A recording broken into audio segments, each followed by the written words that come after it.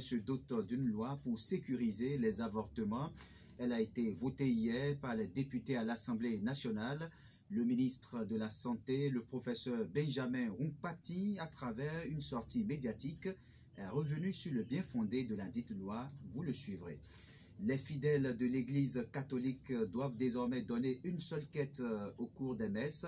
C'est une décision prise par l'archevêque de Parakou. Les motivations de cette décision et ses implications à suivre avec le père Hyacinthe Kochoni. Il est l'économe de l'archidiocèse de Parakou. Et puis, drame dans le village de Funga, dans la commune de Djougou, un malade mental a donné la mort à son oncle cultivateur. Le malade mental était considéré comme guéri et ayant retrouvé toutes ses facultés après 2 mois de soins chez un tradithérapeute. On en parle. À suivre les nouvelles hors des frontières nationales, l'actualité sportive et dans les dernières minutes, la revue de presse nationale de René Soblo. Voilà pour le sommaire.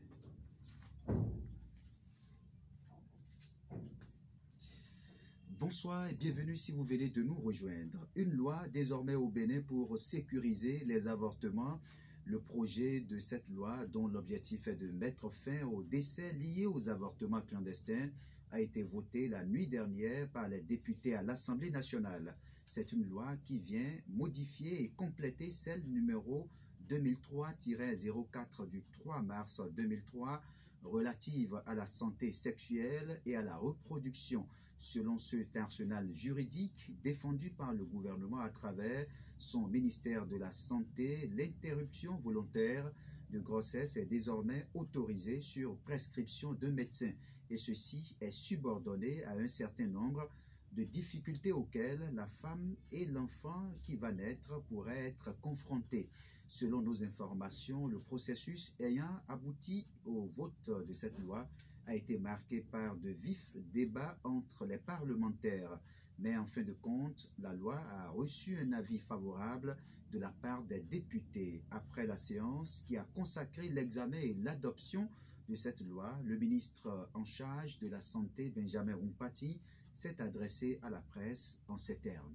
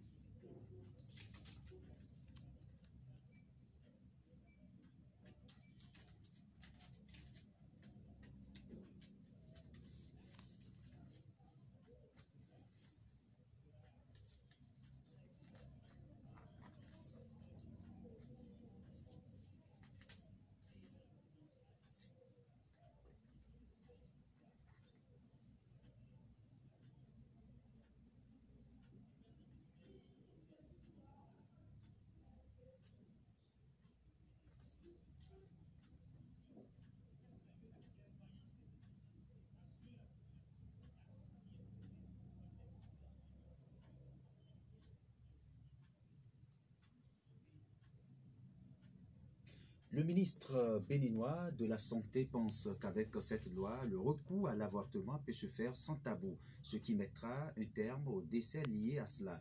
Le gouvernement annonce également des mesures pour l'encadrement de cette loi. Précision avec le professeur Benjamin Rumpati.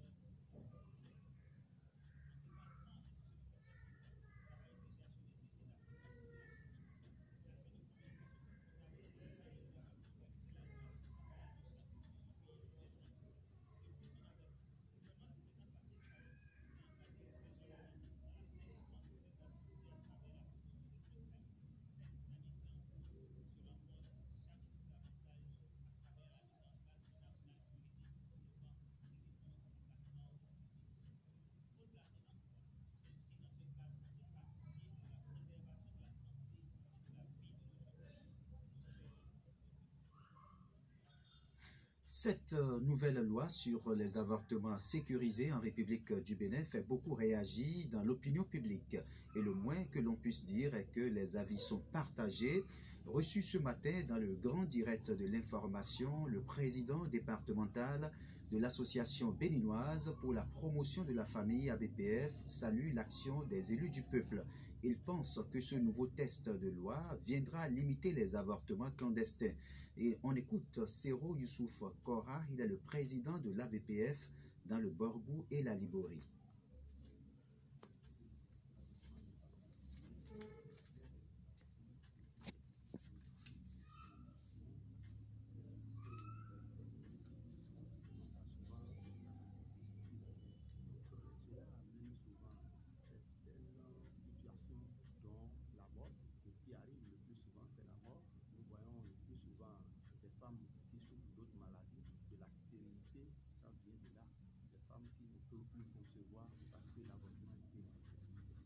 Désormais, si tel que nous sommes en train de voir, la loi est adoptée, ça va sécuriser la femme qui est stressée. Si généralement, vous voyez, c'est un stress matériel, éducationnel et même physique qui est là. Donc il faut éviter ça désormais. C'est pourquoi on voudrait que des hôpitaux qui ont des plateaux techniques qu'il faut et qui ont le personnel adéquat puissent le faire. Sans surprise, l'Église catholique de son côté affiche son opposition par rapport à cette loi. Pour l'Église, la vie est sacrée et elle craint que ce nouveau texte ne conduise à la prolifération des cas d'avortement dans notre pays. Père Hyacinthe Kochouni est économe de l'archidiocèse de Parakou.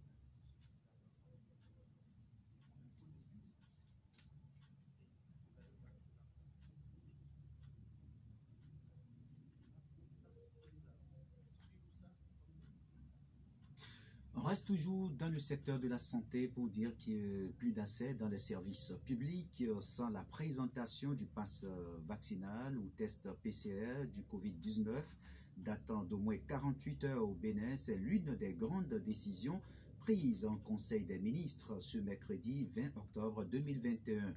Il s'agit d'une nouvelle décision pour limiter la propagation du virus et susciter la vaccination chez les populations. Cette nouvelle mesure, selon les membres du gouvernement, vise à booster le taux de couverture vaccinale afin de préserver la vie et la santé de tous les Béninois. Suivons ici les précisions avec le secrétaire général adjoint et porte-parole du gouvernement, Wilfried Léandre Ngwedi.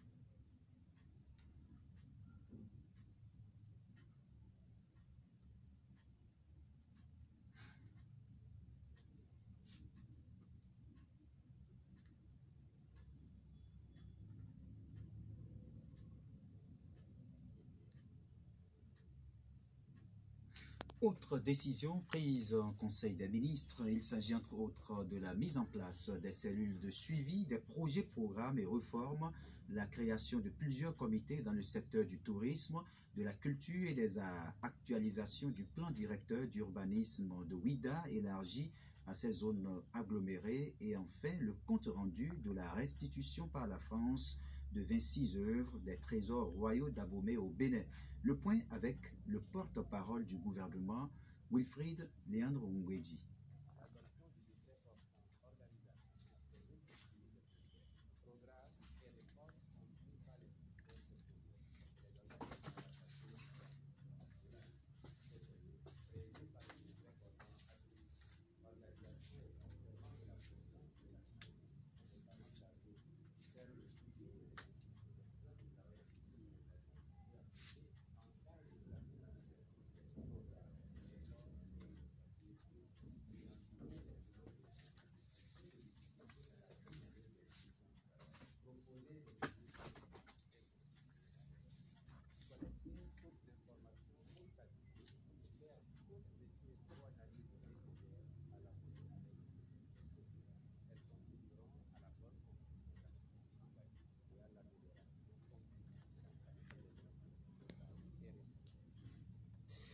20 populaire au quartier Amaouillon, dans le 3e arrondissement de Parakou, un présumé braqueur qui aurait, dépossédé un zébidien de sa moto a été battu et puis brûlé par les populations en furie.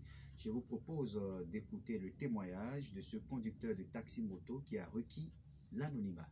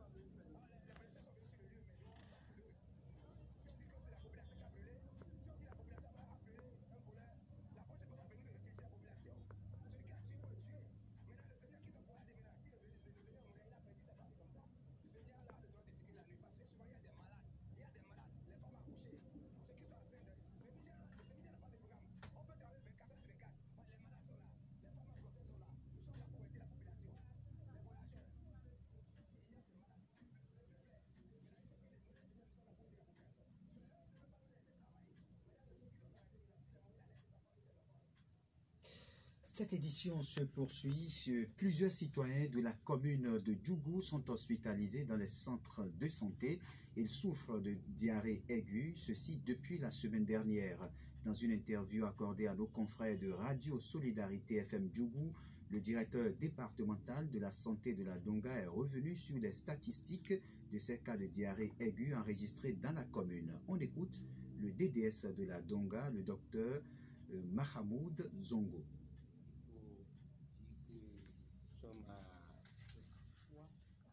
Enregistrés. Ils sont requis et malheureusement nous avons connu 5 décès. Le point sur lequel il faut vraiment insister, c'est que les cas proviennent majoritairement du quartier Angarani et de ses enfants. Cela touche aussi bien les femmes que les hommes, enfants aussi et adultes. Donc pour la plupart de ces échantillons, les laboratoires ont examiné et ça a révélé des germes. Nous avons retrouvé quand même des colonies suspectes de vibrio choléré. Mais cet échantillon a donc été examiné et acheminé à Cotonou, au laboratoire national. Nous attendons toujours la confirmation. En attendant d'autres précisions, le DDS de la Donga a déjà mis en place des équipes chargées de sensibiliser les populations sur les mesures d'hygiène élémentaires pour prévenir certaines maladies. Dr Mahamoud Zongo, qu'on écoute.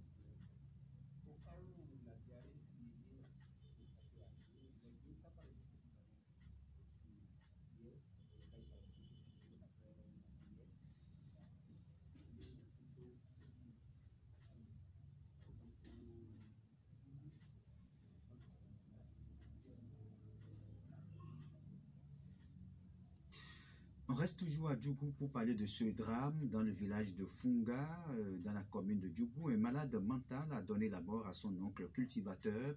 Le malade mental était considéré comme guéri et ayant retrouvé toutes ses facultés après 2 mois de soins chez un tradithérapeute. Malheureusement, il a commis le forfait une fois qu'il s'est retrouvé seul avec son oncle. Plus de précisions avec Daouda Boukari, chef de village de Funga.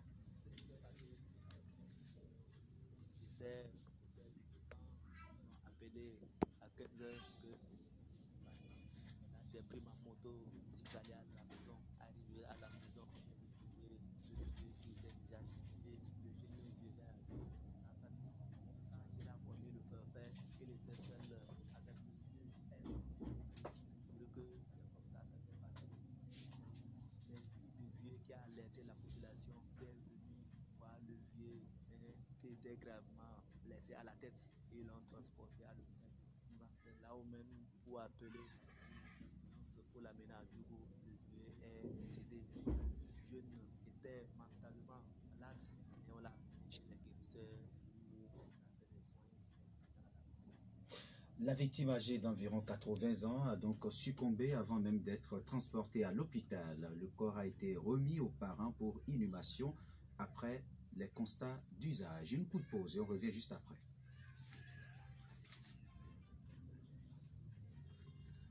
C'est une décision prise par l'archevêque de Parakou. Il s'agit de la réduction des quêtes au cours des célébrations eucharistiques. Désormais, les fidèles catholiques doivent donner une seule quête à la messe. Une position de l'archidiocèse de Parakou pour réduire un tant soit peu le temps des messes. Cette décision ne doit pas influer sur les caisses de l'Église. Les pères célébrants sont priés d'associer les fidèles dans les dépenses et charges de la paroisse, comme le précise ici le père Hyacinthe Kochoni, économe de l'archidiocèse de Parakou.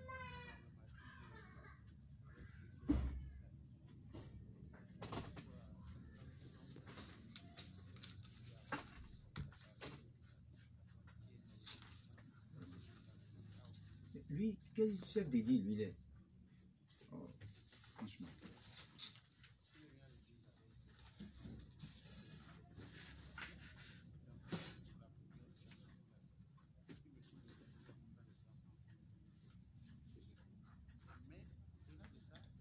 Ils ont joué là, c'est dangereux. Hein?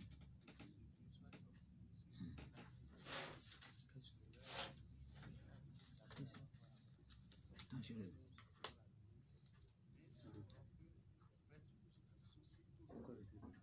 Tu vas écouter.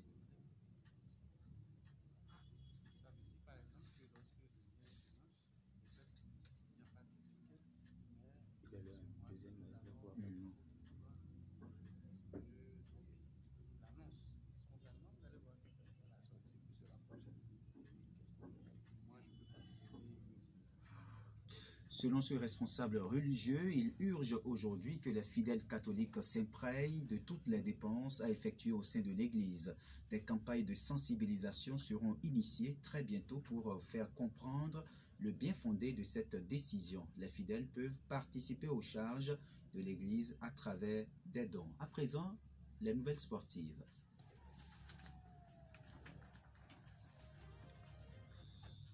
Jacques Débé, bonsoir.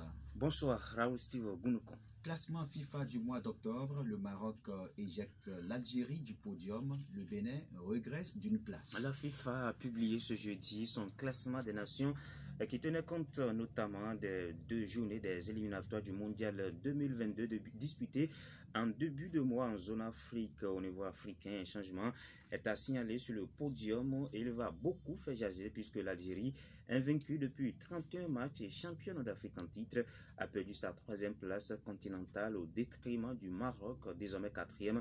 Les hommes de Djamel Belmadi ont pourtant gagné haut les mains leur double confrontation contre le Niger, mais les Lions de l'Atlas ont disputé 3 matchs ce mois-ci, tous remportés, ce qui pourrait expliquer pourquoi ils doublent les Fennecs grâce à la progression du Maroc, plus 4 places donc. L'Afrique compte désormais 4 représentants dans le top 30 mondial, soit un de plus par rapport au classement de septembre. Il faut dire que notre pays, le Bénin, est 17e au plan africain et 83e au niveau mondial. C'est une place de moins par rapport au classement du mois de septembre.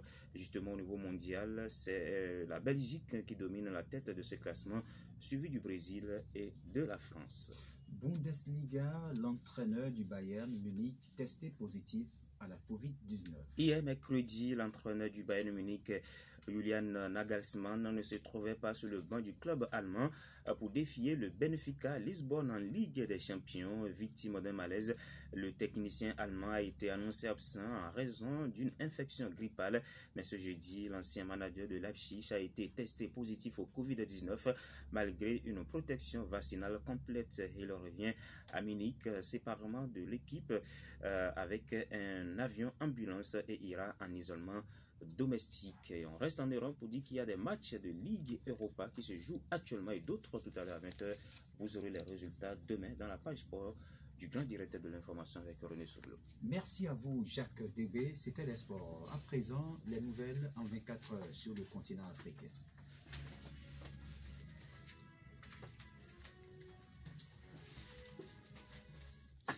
Habib Bonitouré, bonsoir. Raoul Steve Bounoukan, bonsoir. On ouvre par le Mali. Nasser Al-Tergui, chef du GSIM dans le Gourma, a été neutralisé par la force Barkhane. Exactement, l'information a été donnée ce jeudi matin par l'état-major de l'armée française. Nasser Al-Tergui, jouissant d'une notoriété importante au sein du groupe de soutien à l'islam et aux musulmans proches d'Al-Qaïda. Son élimination ce samedi 16 octobre intervient au moment où le régime de Bamako annonce avoir mandaté la principale institution religieuse musulmane du Mali afin qu'elle négocie avec le groupe terroriste. L'élimination de Nasser Al-Tergui sonne comme une réponse de Paris pour qui l'ouverture de telles négociations est une ligne rouge. Ce jeudi, les ministres de la Défense de l'OTAN se réunissent à Bruxelles pour en parler. Pendant ce temps, en Côte d'Ivoire, Laurent Gbagbo rappelé à l'ordre. Laurent Gbagbo reste poursuivi par la justice, rappelle le gouvernement. Au cours de son intervention sur une chaîne de télévision internationale, Laurent Gbagbo est revenu sur sa condamnation à 20 ans de prison par la justice ivoirienne dans l'affaire de casse de la BCEAO alors qu'il était enfermé à la Cour pénale internationale. L'ancien président la rejette. Depuis son retour en Côte d'Ivoire, il est libre de ses mouvements, mais n'a toujours pas bénéficié d'une grâce ou d'une amnistie. Hier, mercredi, le gouvernement a répondu à l'ex-président ivoirien. Il demeure poursuivi dans cette affaire de casse de la BCEAO. Merci à vous, Habib Bonitouré. C'était les nouvelles sur le continent. Place maintenant, mesdames et messieurs, à la revue de presse nationale, présenté ici par René Soglo.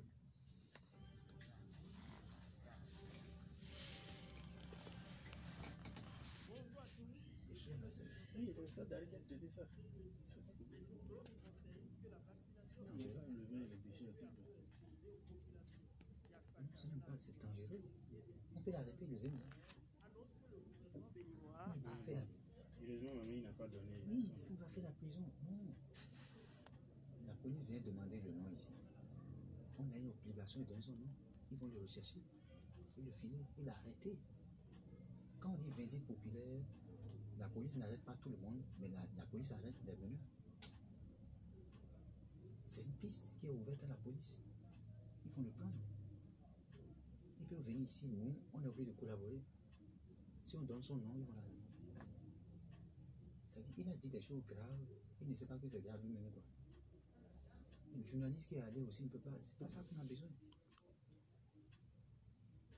Lui, il est allé, C'est du traitement de vrai. il est venu dire que c'est eux qui ont tué. Ce qu'il a dit, il a affirmé. Ouais. Tout ce que vous dites là, ça sent sur.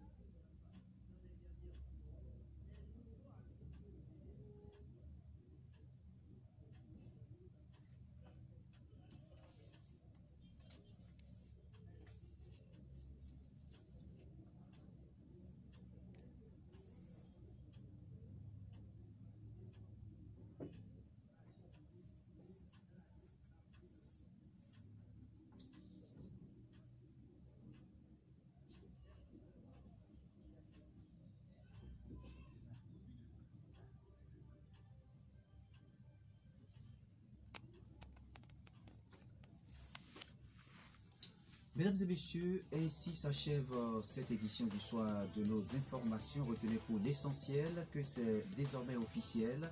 Le Bénin se dote d'une loi pour sécuriser les avortements. Elle a été votée hier par les députés à l'Assemblée nationale. Le ministre de la Santé, le professeur Benjamin Rumpati, à travers une sortie médiatique, est revenu sur le bien fondé de la dite loi. Vous l'avez suivi. Vindicte populaire au quartier Amaouillon, dans le 3e arrondissement de Parakou, un présumé braqueur qui aurait dépossédé les émigrants de sa moto a été battu puis brûlé par les populations en furie. Vous avez suivi le témoignage dans ce journal.